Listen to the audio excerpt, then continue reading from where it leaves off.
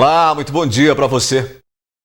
Com a proximidade do período de chuvas e já preocupados com os impactos, moradores do bairro Lagoa Grande pedem que a prefeitura faça obras preventivas para evitar alagamentos em áreas que ao longo do tempo sofrem com o problema. E você vai ver também. Projeto de lei quer punir passageiros de veículos conduzidos por motoristas bêbados. Sobe para 35 anos o período de financiamento da Caixa para o programa Casa Verde Amarela. Câmara aprova repasse de 10 milhões para a Santa Casa de Misericórdia. Desempregada e passando por dificuldades, moradora de Patos de Minas faz apelo para conseguir vaga em creche e voltar a trabalhar. O 30 Minutos já está no ar essa sexta-feira.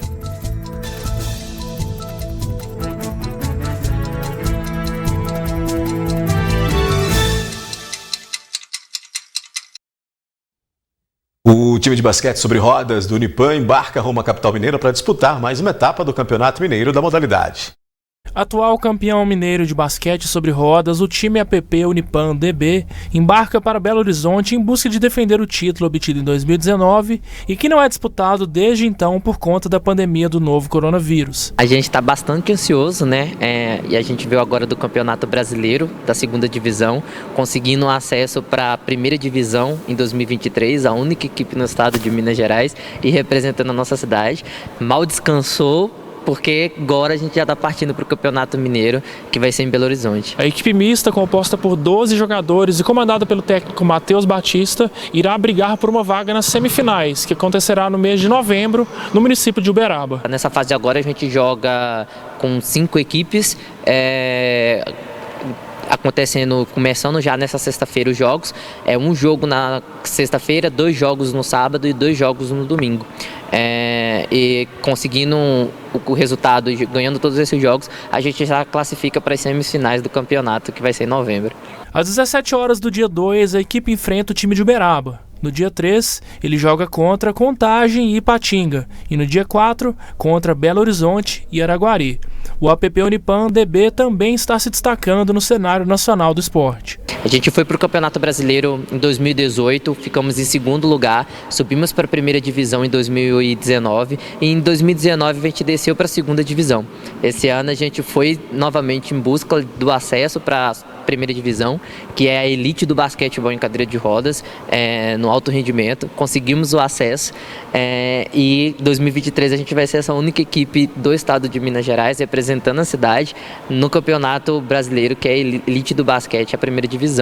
E esse ano também a gente teve a Copa Patos, que foi aqui em Patos, que acontece todo ano, onde as equipes vêm de fora para cá disputar, e a gente conseguiu o 3º lugar no pódio do campeonato. Atleta do basquete sobre rodas há cerca de 10 anos, o armador Reison Douglas está com as expectativas altas para a disputa do Campeonato Mineiro. Então a gente está muito ansioso para essa etapa do Campeonato Mineiro, porque a gente sabe do campeonato, do nível da competição e da responsabilidade, né, da pressão que a gente tem por ser a atual campeã e a única do estado, disputando com as outras equipes aqui no estado, mas que está num campeonato de nível nacional e na elite do basquete, que é a primeira divisão.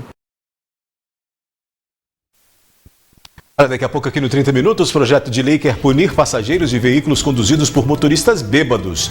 Sobe para 35 anos o período de financiamento da Caixa para o programa Casa Verde Amarela. E desempregada e passando por dificuldades, mãe faz apelo para conseguir vaga em creche e voltar a trabalhar.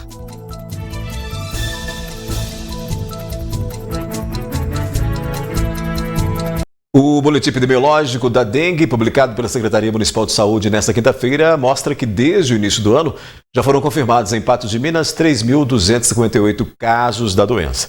Ao todo foram 6.084 notificações. Segundo os dados, no mês de agosto foram contabilizadas 23 confirmações. Os casos descartados ou inconclusivos somam 2.826. Então, os cuidados com a dengue precisam continuar sendo tomados, né?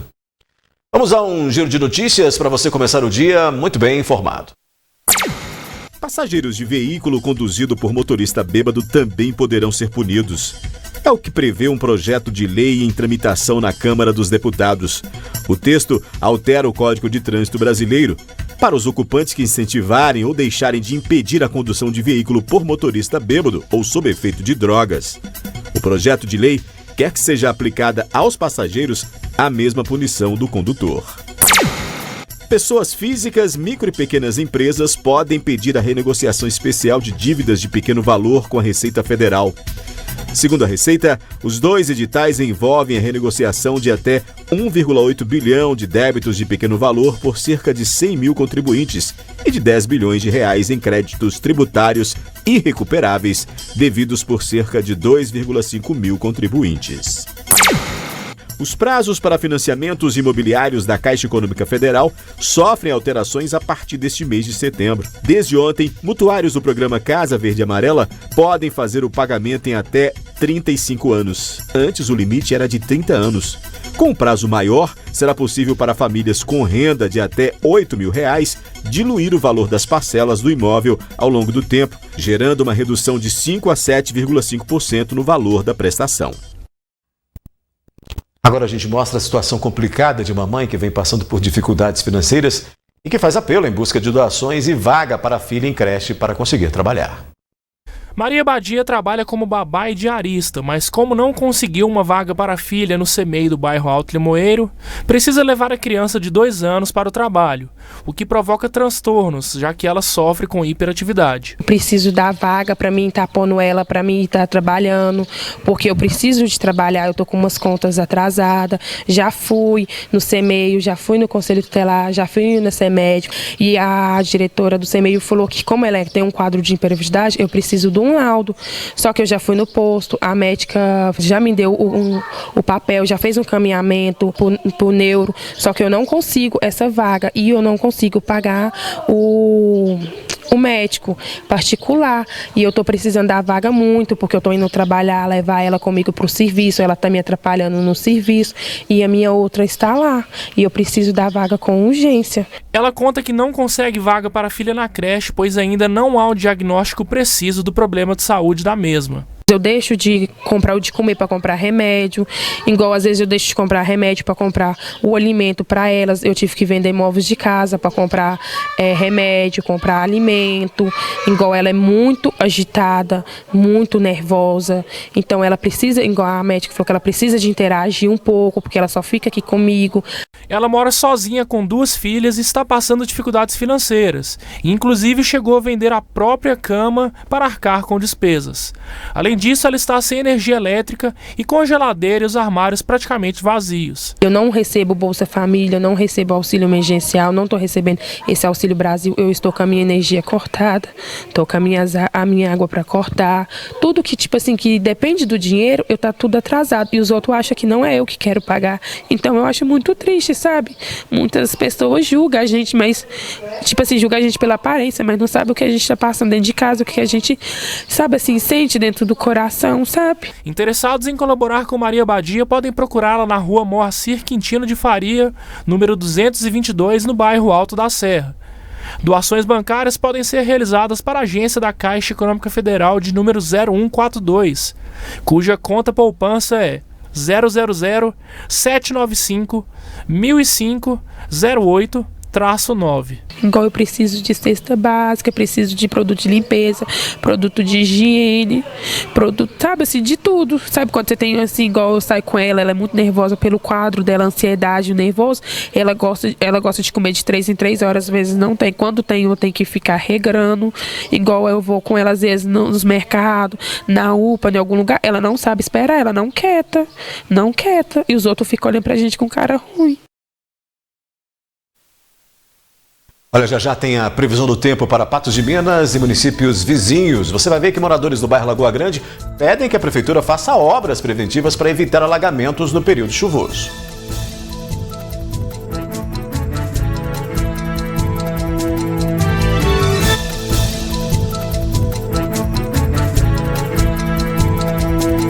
Com a proximidade do período chuvoso, os moradores da rua Barão do Rio Branco, com a Amazonas, naquele trecho ali no bairro Lagoa Grande, estão pedindo que a prefeitura tome providências preventivas para evitar os constantes alagamentos.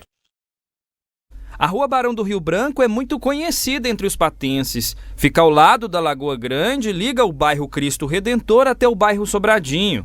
É mão única em toda a sua extensão.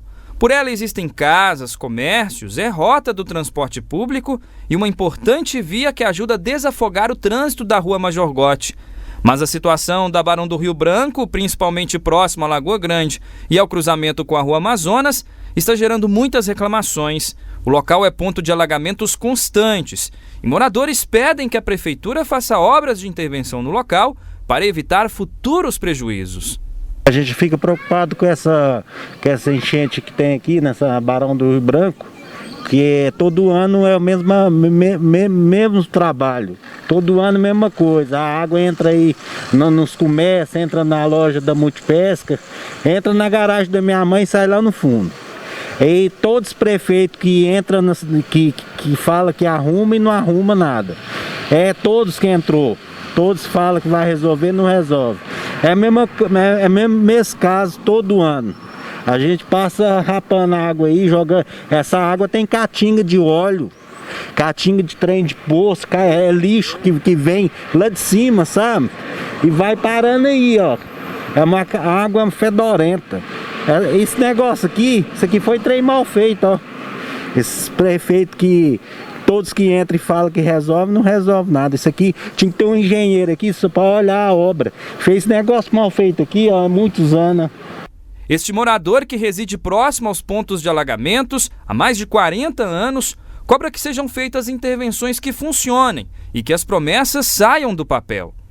Pegar essa água e jogar lá na Piauí, no final da Piauí ali, ó, no final da rodoviária. Porque lá tem uma galeria onde dá para pegar a água e é um serviço que fica barato para fazer.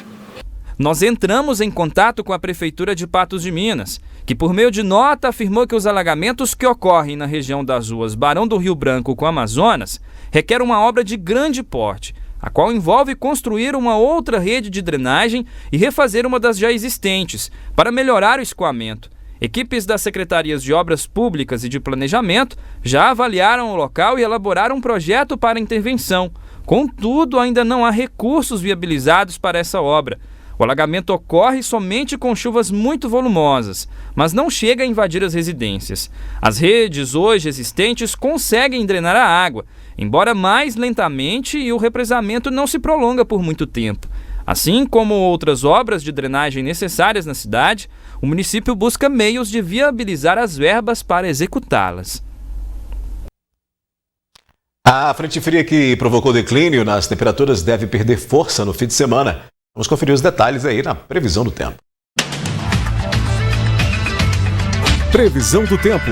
Oferecimento New Color. Fotolivro pequeno, R$ 349. Fotolivro grande, R$ 499.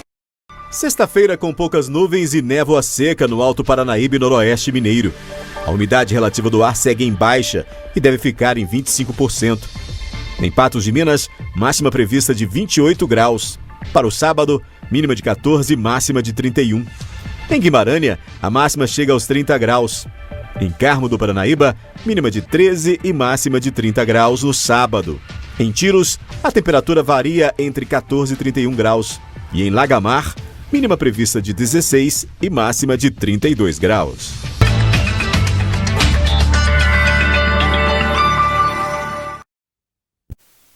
A sequência aqui no 30 Minutos tem dicas para você cuidar da sua saúde e vamos falar sobre o quociente eleitoral e como ele funciona.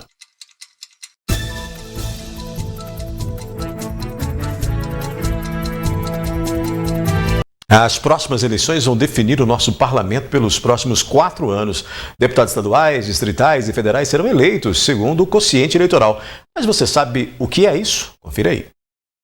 No Brasil, existem 2 tipos de eleições. A majoritária, que define o presidente, os senadores e governadores pela maior quantidade de votos recebidos pelo candidato, e a proporcional, responsável pela escolha dos deputados federais, estaduais e distritais. É aqui que entra a matemática do pleito com os quocientes eleitoral e partidário. Você sabe como essas equações interferem no processo eleitoral? Você sabe o que é quociente eleitoral e partidário? Não, não sei. Na hora que você vai votar para deputado estadual e federal, você sabia que isso influencia na escolha das cadeiras lá na frente? Não, não sabia. Não sei. Então você não sabia que, por exemplo, você vota num candidato e ele pode não ser eleito por causa do quociente eleitoral? Não sei. Este professor da Universidade Federal de Ouro Preto e do IBMEC explica que o quociente eleitoral determina o mínimo de votos válidos necessários para o partido ter direito a cadeiras nas casas legislativas. Já o partidário define o número de vagas que cada partido ocupará. Você pega o total de votos obtidos, válidos, tirando brancos e nulos de sair, e aí você divide pelo número de cadeiras que está sendo disputado. No caso aqui de Minas seria a Assembleia Estadual de Minas para deputado estadual, no caso de deputado federal seria a Câmara de Deputados da bancada mineira. Então você faz essa divisão do total de votos obtidos pelo número de cadeiras, aí isso vai dar um número. Esse número é o mínimo que cada partido ou federação partidária tem que obter para ter direito a disputar pelo menos uma cadeira. O Ian veio de São Paulo para cursar medicina na UFMG. O estudante foi uma das poucas pessoas abordadas pela reportagem que soube explicar como funciona esse cálculo. O coeficiente eleitoral é que diz que, independente da quantidade de votos de um deputado, ele não depende diretamente disso. Um deputado com menos voto pode ser eleito. Mas também existe o voto de sobra. Esse caminho é um facilitador para que os parlamentares de legendas menores e que receberam uma quantidade inferior de votos possam conseguir uma cadeira no Legislativo. Na hora que você faz a distribuição das cadeiras dos partidos, tendo em vista só o número absoluto, você não vai ocupar todas as cadeiras.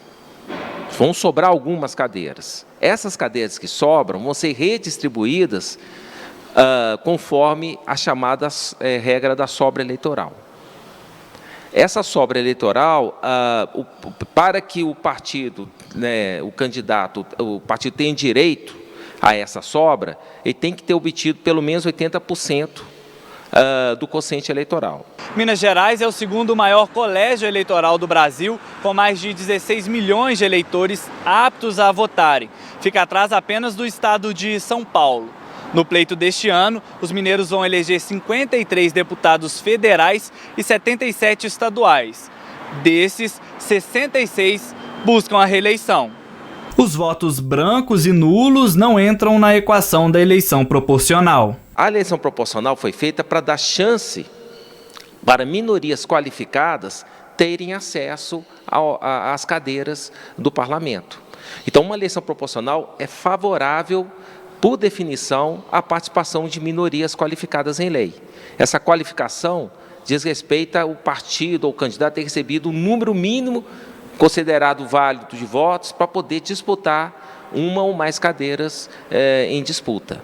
Então, a grande importância da eleição proporcional é dar chance para as chamadas minorias qualificadas de terem acesso às cadeiras. Você não ter o voto branco e nulo entrando nessa conta torna a disputa mais justa, né? E permite, então, que a disputa seja mais realista com a vontade do eleitor.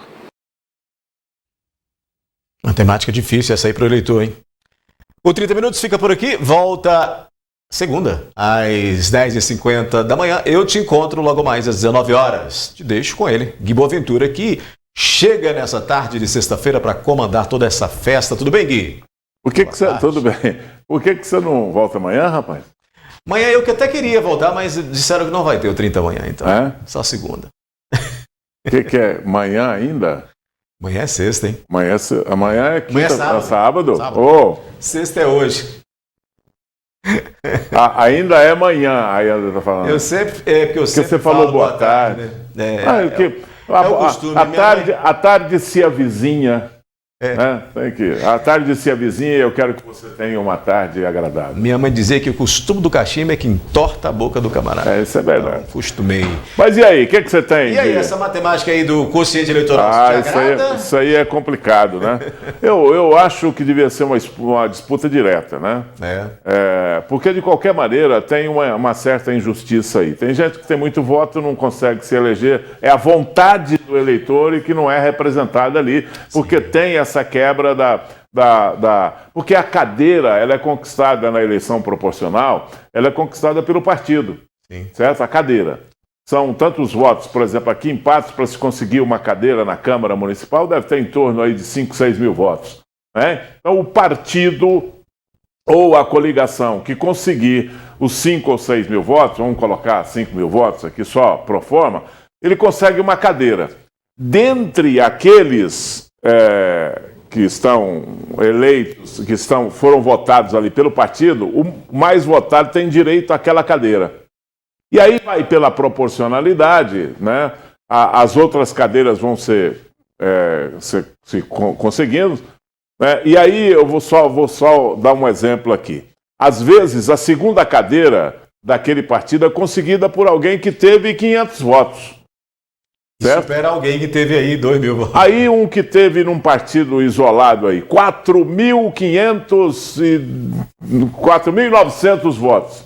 Ele não vai. Ele perde porque teve os 500 votos. Por causa do fator aí do quociente. Né? Por causa desse quociente eleitoral aí.